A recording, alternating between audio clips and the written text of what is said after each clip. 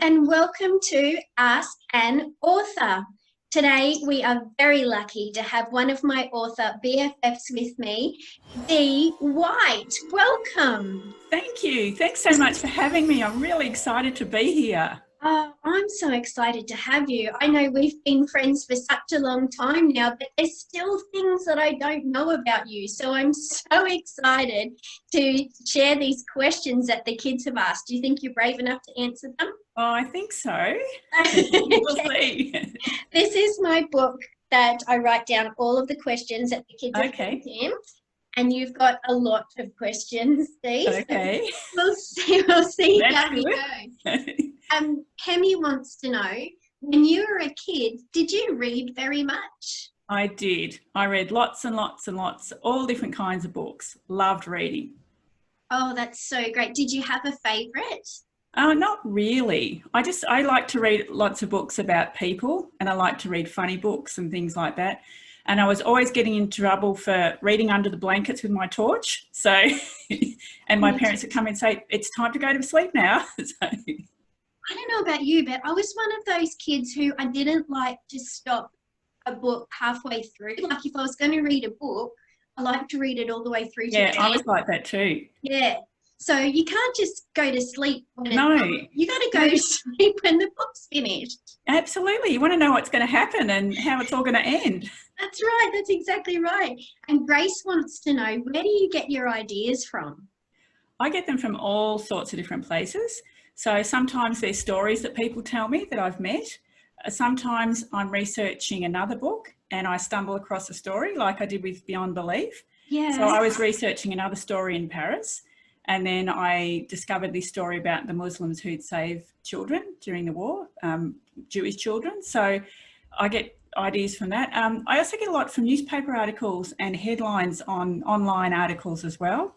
So once I saw this article about a man who came home from work and there was an elephant stuck in his driveway.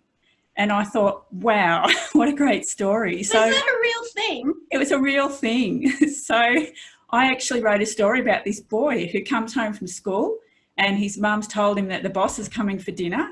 And she says, everything has to be spick and span. And he gets home and there's an elephant stuck in his driveway. So he's got to try and get the elephant out of there before mum comes home for dinner with the boss. That's awesome. Sometimes real life is crazier than imagination. Oh, absolutely it is. Wow.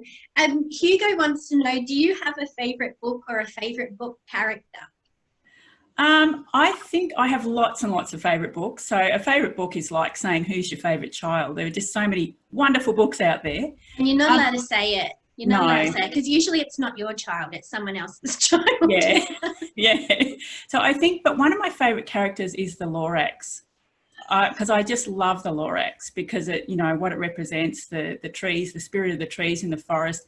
And I just love that book so much. So yes. That's one of my favourites. So cool. Dr. Seuss is awesome. Yeah. And Josh wants to know, do you have a favourite sport? I do. I play golf and I'm a fanatical golfer. Oh, my dad plays golf. Yeah, really? Yeah, I tried. I can't do it. Yeah, well, I'm not saying I'm good at it, but I love it. And it's really, I find it really inspirational because when I'm walking around the golf course, I usually play really well for the first 4 holes. Yeah. And then I start thinking about stories that come into my head and I kind of forget about the golf. And you get distracted. Yeah, I get very distracted. But I find that walking's really good for generating ideas. And, you know, when you're moving. So that's why I really love it. And I'm often come up with really great ideas on the golf course. That is so cool. And I totally agree. Walking for me, like if just staring at a blank screen doesn't help, you got to get up and get outside. So that's absolutely.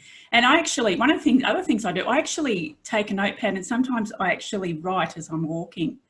While you're playing golf? Yeah, well, not when I'm playing golf. Sometimes I'll just go no, I can't do all of those things at once.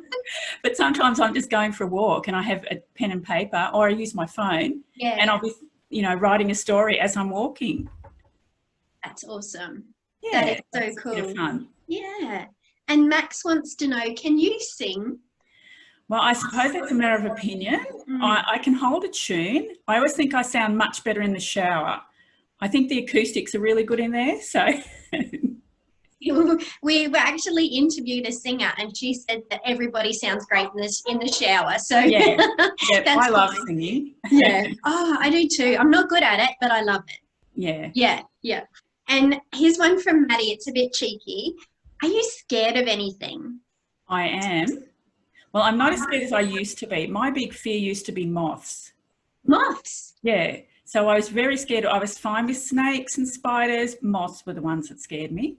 So, but then when I had children and they were scared of moths, I had to kind of overcome my fear so that I could take the moths outside and so they weren't, and I had to pretend I wasn't scared so they wouldn't be scared. Oh, what was it about moths that you didn't like? I think it was just they were so grey and shadowy in the way they flutter, and they don't really make a noise, but they're kind of a bit spooky, I thought. I think I'm starting to get a little bit scared of moths listening to you describe that. Yes, that would actually be a good story. Like I would really freak out now reading a moth story. Yeah, and especially those, I don't know if you've seen those big bogong moths. They're huge. Yes. So they're very scary. Even though a moth isn't going to hurt you, but, you know, they're a bit scary. I think you definitely need to write a scary moth story now. I think I do. Yeah. Oh, that's cool. And Phoebe wants to know, what did you want to be when you grew up? A writer. Oh, you always wanted to be a writer? I always wanted to be a writer. From the time I was 7, I decided I was going to be a writer. I wasn't sure exactly what sort of writer. I really liked poetry when I first started writing, so I thought I might be a poet. But then I just kept writing longer and longer stories, and it was always what I wanted to be. Wow, that's awesome. I started writing poetry too. So I think it's a really good introduction when you're just learning to find out how words fit together and how they sound when you read them out loud. So, And what do you think is the most important part about what you do? I think it's the readers, definitely the readers. It's writing stories that they can connect with, that they like, that make them laugh, that make them cry. You know, that's the most important thing to me. I want to write stories that make people think and that people enjoy, that they can connect with, that make them laugh, that make them happy. And I want to make a difference. That's my way of making a difference in the world. And you do. I love your stories. They always put such a smile on my face. So you do that so well. Do you think that books could change the world? Yes, I definitely do. I definitely do. Like with my book, Beyond Belief, I had sensitivity readers, and one of them was a 92-year-old woman. And she was Jewish, and she did not believe that Muslims would have saved Jewish people. Yeah. And when we showed her the evidence of it, she completely changed her thinking. So I think if that can happen to someone that's lived so long on this earth, then we have the power to change the world with our words and to make people think about the things that they're doing and the things that they think. That gives me shivers. You are such an inspiration to not only so many authors out there, but just, you know, people who know that words matter. They do. Absolutely, they do. And I think it's our way of empathising with people. We need words to help us understand how other people live and what their situations are. And words are powerful. They are. They really are. Yeah. So what advice would you give to the kids watching who are thinking that they might like to be an author when they grow up? I think the most important thing is to write. Just keep writing. When you first start writing, it's really hard to finish stories. So don't be put off by that. You know, I often write stories and go back and finish them later. You know, sometimes the ending doesn't always come to you. So don't throw away those ideas and don't put pressure on yourself to feel like you must finish that story now, because I think all of us, like I know I spend as much time thinking as I do writing.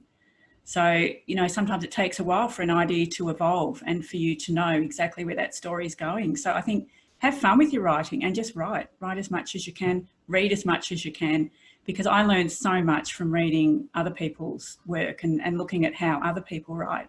Oh, that's amazing advice. Thank you so much. And if there's kids watching who have got a question that they would really, really like to ask you, or just be able to get in contact with you and ask you a little bit more about your books, what's the best way for them to get in contact? Probably through my website, which is www.describe.com.au. Awesome. Well, what I'll do is I'll put that link in the details Okay, so that if great. any kids are watching and they want to get in contact with Dee, just contact her through, and I'm sure you'd be happy to answer any. I'd love you to. Yeah, that would be great, because I love talking to young writers, and you know, I had so many people inspire me and support me throughout my career, so it's wonderful to meet other writers of all ages. So great. And you really are an inspiration, not only to kids, but other authors as well. We just love watching you go from strength to strength. So thank you so much for being brave enough to answer the kids' questions. Thank you. They were great questions. Fantastic questions.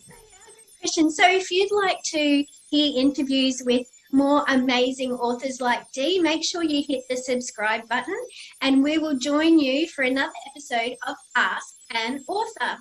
Bye, Dee. Thank you so much. Bye. Bye, everyone.